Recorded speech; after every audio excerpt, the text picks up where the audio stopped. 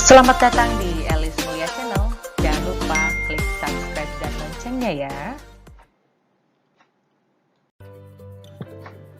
Assalamualaikum warahmatullahi wabarakatuh.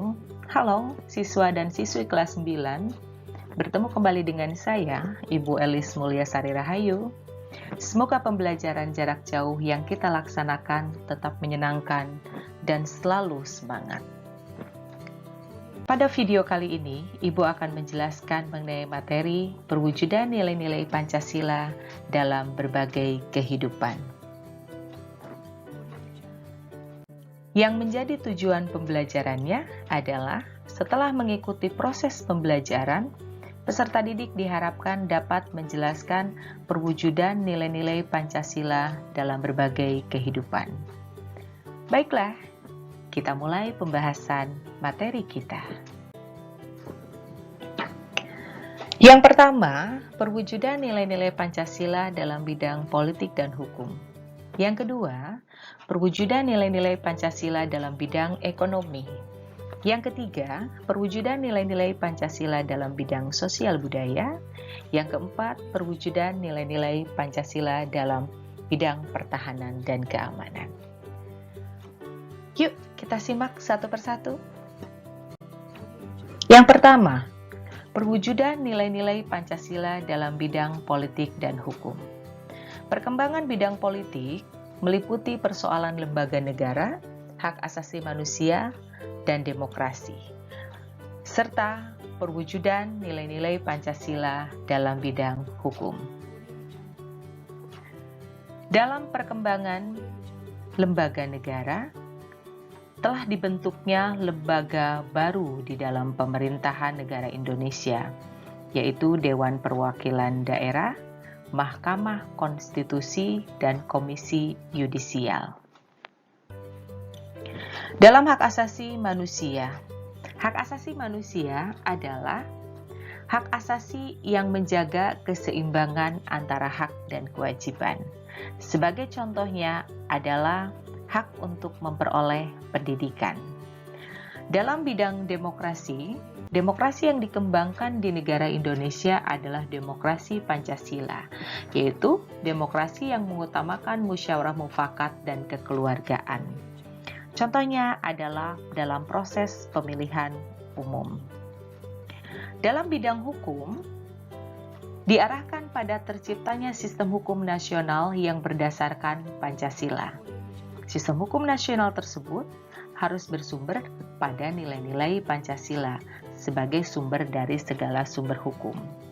Tata urutan peraturan perundang-undangan yang ada di Indonesia harus berada di bawah nilai-nilai Pancasila. Yang kedua, perwujudan nilai-nilai Pancasila dalam bidang ekonomi.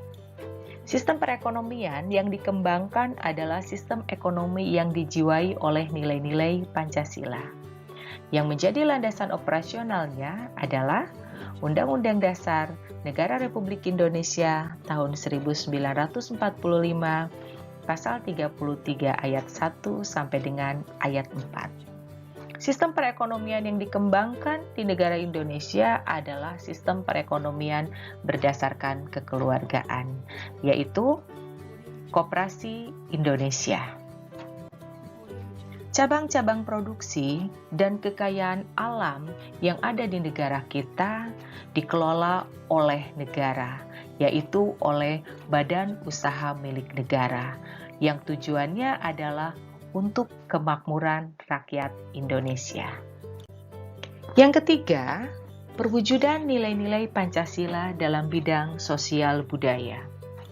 Tujuan pembangunan nasional adalah terwujudnya masyarakat adil dan makmur berdasarkan Pancasila.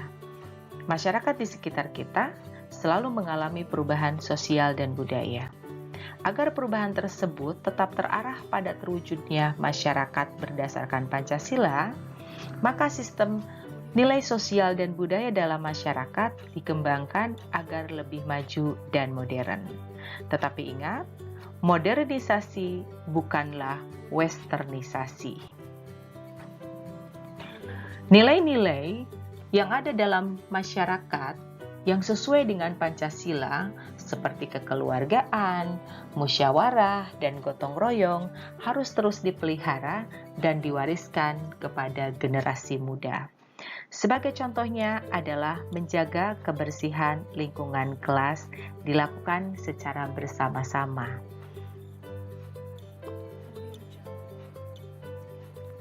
Yang keempat, perwujudan nilai-nilai Pancasila dalam bidang pertahanan dan keamanan. Pembangunan dalam bidang pertahanan dan keamanan secara tegas dinyatakan dalam Undang-Undang Dasar Negara Republik Indonesia tahun 1945, yaitu pasal 27 ayat 3 tentang pembelaan negara dan pasal 30 ayat 1 tentang pertahanan dan keamanan negara. Polisi dan TNI sebagai kekuatan utama dan warga negara sebagai kekuatan pendukung. Bentuk partisipasi dalam pembelaan negara di lingkungan masyarakat sudah ada sejak lama, yaitu dengan adanya kegiatan ronda malam atau siskamling yang dilakukan oleh masyarakat itu sendiri. Tujuannya adalah untuk menjaga lingkungan masyarakat. Tetapi sekarang ada ancaman yang lebih besar, yang tidak hanya mengancam Indonesia, tetapi mengancam seluruh dunia. Apa itu? Yaitu wabah virus COVID-19. Bagaimana caranya agar kita terhindar dari virus COVID tersebut? Yang pertama adalah kita harus melakukan vaksinasi. Yang kedua, menjalankan pola hidup sehat.